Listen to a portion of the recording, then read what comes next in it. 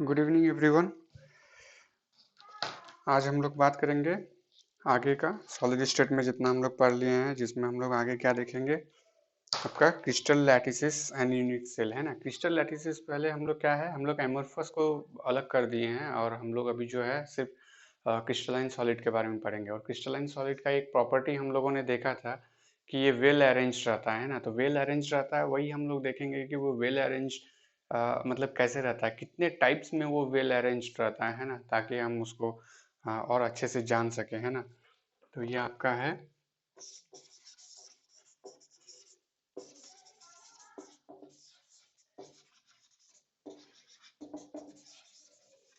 Crystal lattices and unit cell. ठीक है। तो क्रिस्टल लैटिसेस हम किसको कहेंगे, सपोज कि ये हमारा एक क्यूब है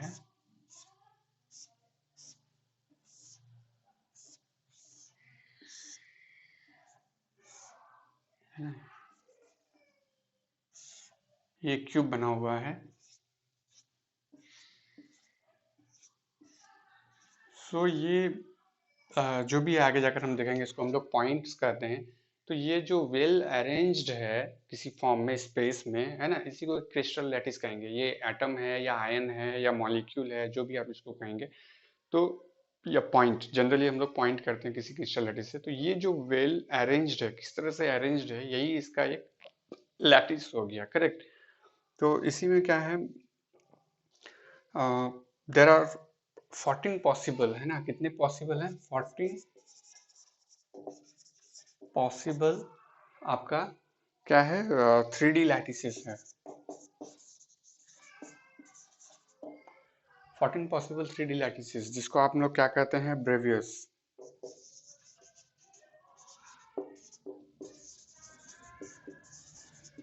है ना। ब्रेवियस लैटिसेस ये इंक्लूडेड रहता है आपका, जैसे प्रीमिटिव है जिसमें बॉडी सेंटर्ड है, फेस सेंटर्ड है ना, एंड सेंटर्ड है, सारे चीज मिला करके ब्रेवियस नाम इसलिए आया क्योंकि ये साइंटिस्ट के नाम के ऊपर है ना। एक मैथमेटिशियन है जिसने ये 3D लैटिसेस का डायग्राम दिया था, शेप। तो जिसके कारण ये ब्रेवियस लैटिसेस। तो ये कितने पूछे जाएंगे कितने ब्रेवियस लैटिसेस है, तो आप क्या कहेंगे, 14 टाइप्स ऑफ ब्रेवियस लैटिसेस है, जिसमें कि हम लोग आगे जाके देखेंगे प्रीमिटिव क्या होता है ना, बॉडी सेंटर्ड क्या होता है। तो उसके पहले कुछ कैरेक्टरिस्टिक्स होता है ना। कैरेक्टरिस्टिक्स होता है कि ब्लैकिस कैसा हो, है ना। तो आप जनरली घर में देखते हैं सोडियम क्लोराइड क्रिस्टलाइन है, तो उसका भी इसी तरह का वेल अरेंज्ड फॉर्म में वो होगा, जो कि हमें दिखता नहीं है, लेकिन अगर आप एटॉमिक माइक्रोस्कोप में देखेंगे तो हमें बिल्कुल दिखेगा ये लैटिस, है ना। या फिर सिंपली आप उसका एक्सरे करेंगे तो आपको ये लैटिस दिखेगा, है ना। बॉन्ड फॉर्मेशन सारा चीज दिखेगा, जो बॉन्ड जिस तरह से फॉर्म है। तो ये हम लोग क्या कहेंगे, जो एक एक ये पॉइंट्स है, करेक्ट। इसको हम लोग पॉइंट्स कहेंगे। तो जो ये क्रिस्टल लैटिस है, ये क्रिस्टल लैटिस है, इसमें जो ये कॉर्नर है, कॉर्नर में जो ये राउंडेड है, तो ईच कॉर्नर को हम लोग क्या कहेंगे, वन वन पॉइंट्स, है ना। तो each corner will be points, है ना। ईच कॉर्नर को हम लोग क्या कहेंगे, पॉइंट्स कहेंगे, करेक्ट। अब ये पॉइंट्स क्या हो जाता है, आपका जो पॉइंट्स है ना, किसको रिप्रेजेंट करता है, ये या तो मॉलिक्यूल हो सकता है, आयन हो सकता है, और आपका एटम हो सकता है, करेक्ट। एटम जैसे आयन किस केस में हो गया, जैसे सोडियम क्लोराइड, है ना। सोडियम हो गया पॉजिटिव, क्लोराइड हो गया नेगेटिव, करेक्ट।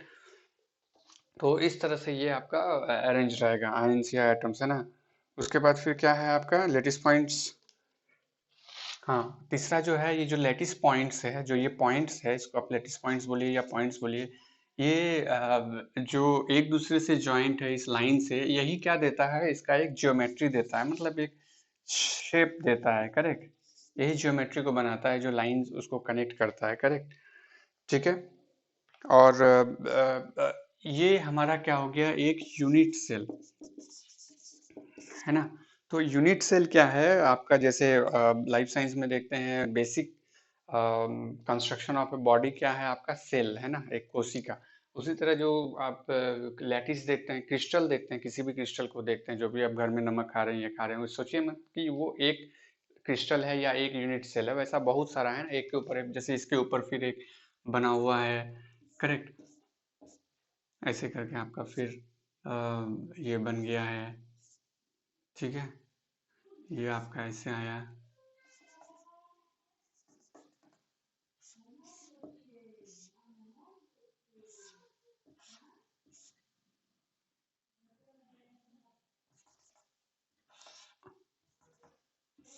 है ना, इसे एक के ऊपर एक गया, फिर एक साइड में आया, इधर आया, इधर आया, तो एक के ऊपर एक चढ़, जैसे ये पहला हुआ, ये दूसरा हो गया, है ना, इस तरह से जिधर जिधर जाएगा वो एक एक जाएगा, लेकिन उसमें से ये क्या है आपका, ये एक यूनिट सेल है। सो ये बेसिक आपका है, बिल्कुल यहीं से स्टार्ट हो रहा है कोई भी क्रिस्टल लैटिस, उसके बाद फिर ये ऊपर बनते जा रहा है ना। तो हम लोग क्या करेंगे अभी, सबसे पहले क्या करेंगे, इसका डायमेंशन वगैरह कैरेक्टरिस्टिक्स इसको देखेंगे, है ना, जो कि अभी खत्म नहीं हुआ है, इसको देखते हैं कैसे होगा।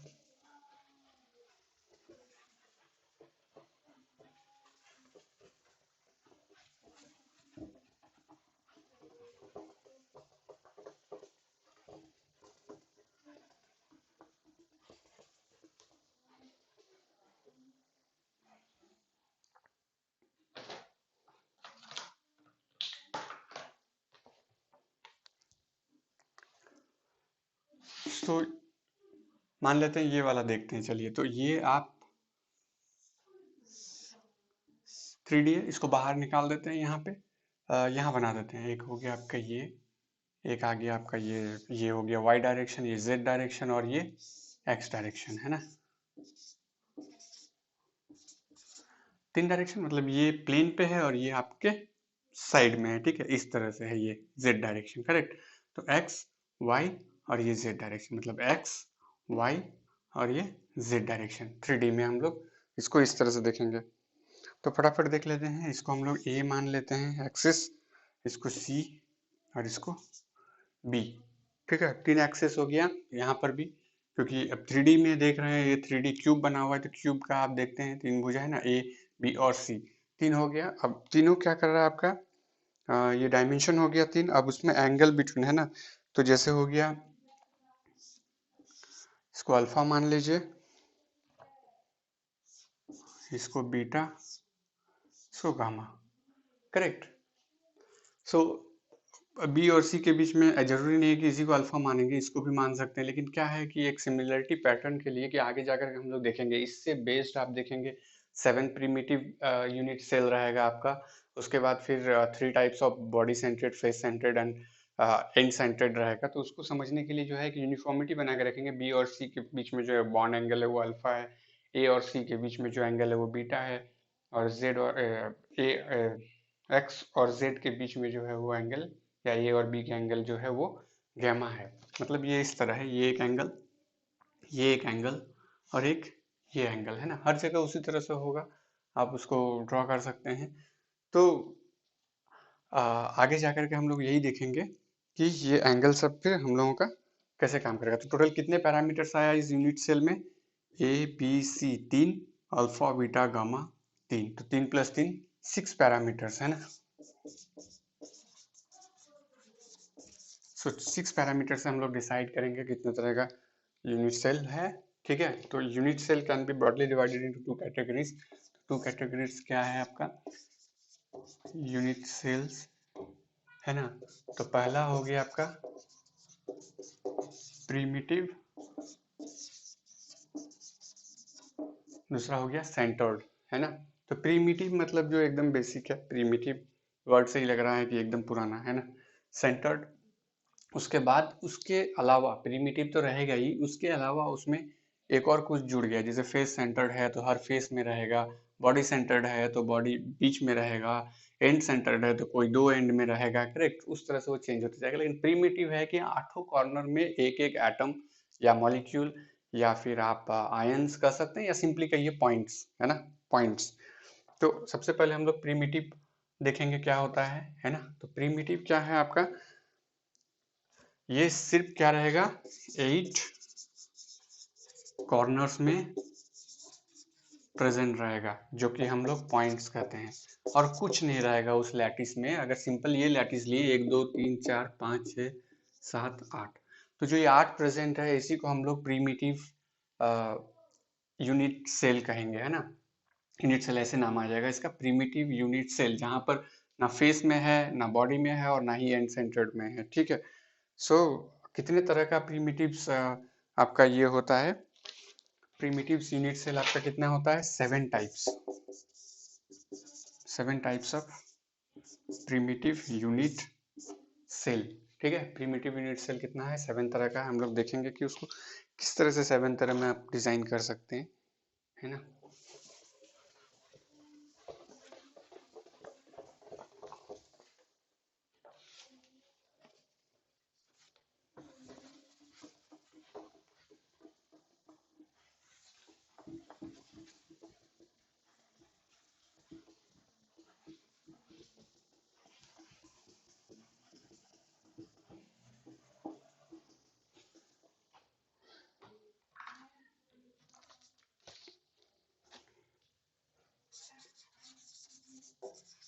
क्रिस्टल टाइप्स, ठीक है। फिर एक्सियल डिस्टेंस और एज लेंथ, है ना। तो ये लिखिए,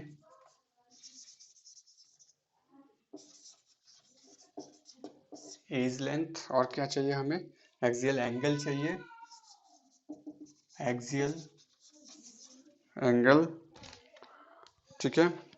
एक्सियल एंगल्स के बाद कुछ एग्जांपल्स देख लेंगे कि कैसे होगा।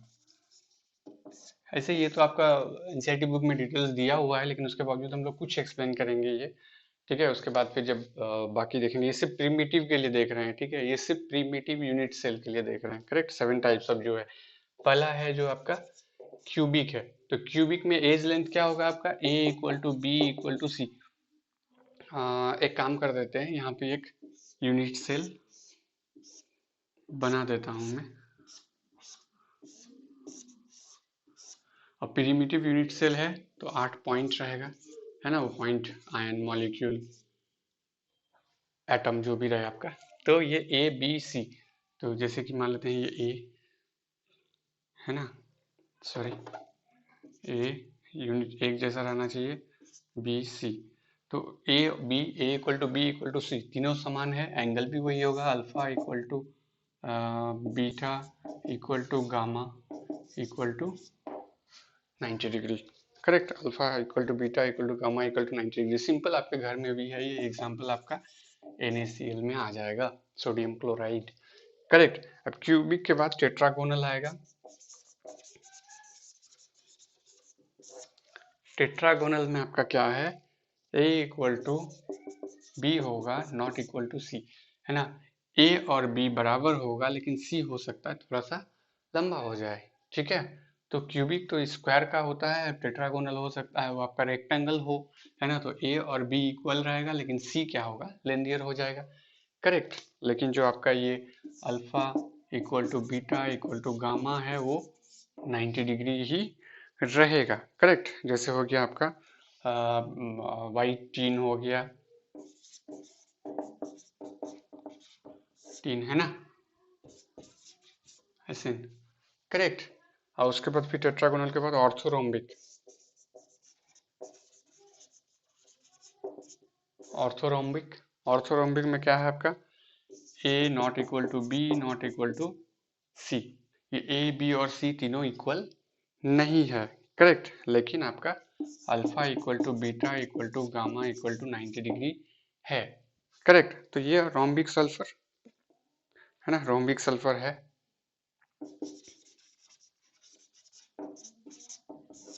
Correct, rhombic sulphur. और एक मोनोक्लिनिक सल्फर होता है, वो हम लोग देखेंगे, ठीक है। फिर हेक्सागोनल,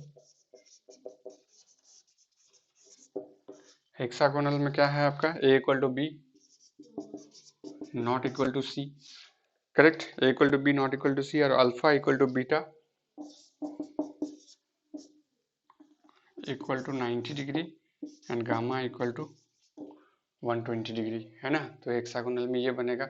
तो वही है, ए और बी इक्वल रहेगा, सी लेंजियर हो सकता है, शॉर्टर हो सकता है, और अल्फा और बीटा क्या है आपका 90 डिग्री होगा, है ना। ये वाला एंगल और ये 90 डिग्री होगा, और ये एंगल जो है वो 60 डिग्री होगा। तो इस तरह से हो सकता है ना। नीचे भी बना लेंगे आप।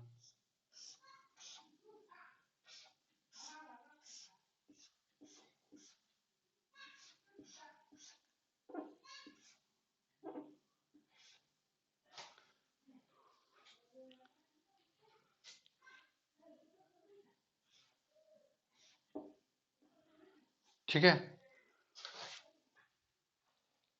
समझ में आ गया।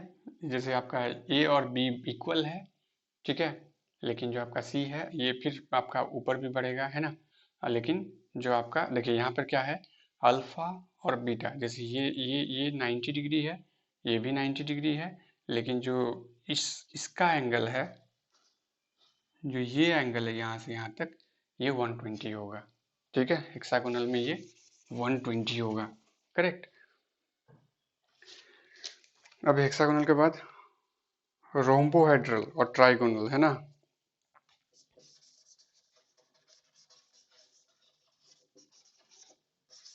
और ट्राइगोनल, रोम्बोहेड्रल और ट्राइगोनल में A equal to B equal to C, A equal to B equal to C है, ठीक है, और alpha equal to beta equal to gamma is not equal to 0, not equal to 90 degree. ठीक है, तीनों equal है, तीनों बॉन्ड एंगल इक्वल है, लेकिन वो 90 डिग्री के इक्वल में नहीं है। करेक्ट। हेक्सागोनल में एग्जांपल क्या था आपका, ग्रेफाइट, है ना। हेक्सागोनल में ग्रेफाइट था, इसमें CaCO3, कैल्साइट, है ना, CaCO3 कैल्साइट, करेक्ट, जिसको हम लोग कैल्साइट कहेंगे। ठीक है, उसका मोनोक्लिनल है, मोनोक्लिनल में क्या है आपका, ए बी सी तीनों इक्वल नहीं है, not equal to B, not equal to C. Correct. और आपका अल्फा और गामा 90 है, बट बीटा 90 नहीं है। Alpha equal to beta equal to 90 and gamma not equal to 90, है ना। तो मोनोक्लिनिक सल्फर, है ना, मोनोक्लिनिक सल्फर। ये चार्ट जो है आप एक्चुअली क्या है, आपको बुक में ये लिस्ट मिल जाएगा चार्ट का, है ना, कौन क्या है नहीं है। बस मेरा कहना है कि ये जो 7 टाइप का जो आप क्रिस्टल टाइप्स पढ़ रहे हैं, 7 types, cubic, tetragonal, orthogonal, orthorhombic, hexagonal, rhombohedral और ट्राइगोनल, मोनोक्लिनल एंड एक ट्राइक्लिनिक है एक, ठीक है, एक ट्राइक्लिनिक है जिसमें कुछ भी इक्वल नहीं है किसी की, है ना। इसमें ना आपका A equal to B not equal to C, alpha not equal to beta not equal to gamma not equal to 90 degree. Correct. Alpha beta gamma कोई भी 90 डिग्री के एंगल में नहीं है। पोटेशियम डाइक्रोमेट O7, है ना। तो ये सब उतना याद रखने की जरूरत नहीं है। मेन कंसंट्रेट आप क्या कीजिएगा, इसमें पहला क्यूबिक वाला में, इसी में जो है आपको ज्यादातर प्रॉब्लम सॉल्व हो गया ना, जिसमें सोडियम क्लोराइड है। करेक्ट, इस क्यूबिक में। और ऐसा नहीं है कि ये सारे प्रिमिटिव है, अब इसमें आपको देखना पड़ेगा कौन सा बॉडी सेंटर्ड है, कौन सा फेस सेंटर्ड है, कौन सा एंड सेंटर्ड है ना। तो ज्यादातर हम लोग डिस्कस करेंगे यही वाला क्यूबिक। ठीक है, तो क्यूबिक ही आपको ज्यादा देखना है NaCl का जो है। तो बाकी अब जानने के लिए दिया हुआ एक चार्ट, तो उसको डिस्कस कर लिए। करेक्ट। तो मेन फोकस आप इसमें करेंगे क्यूबिक, जिसमें A equal to B equal to C, alpha equal to beta equal to gamma equal to 90 degree NaCl। तो आगे जाकर के जो भी हम लोग देखेंगे फेस सेंटर्ड, बॉडी सेंटर्ड, है ना, तो खास करके उसी में देखेंगे। ठीक है, चलिए, थैंक यू। ज़्यादा अपडेट के लिए सब्सक्राइब कीजिए। Thank you.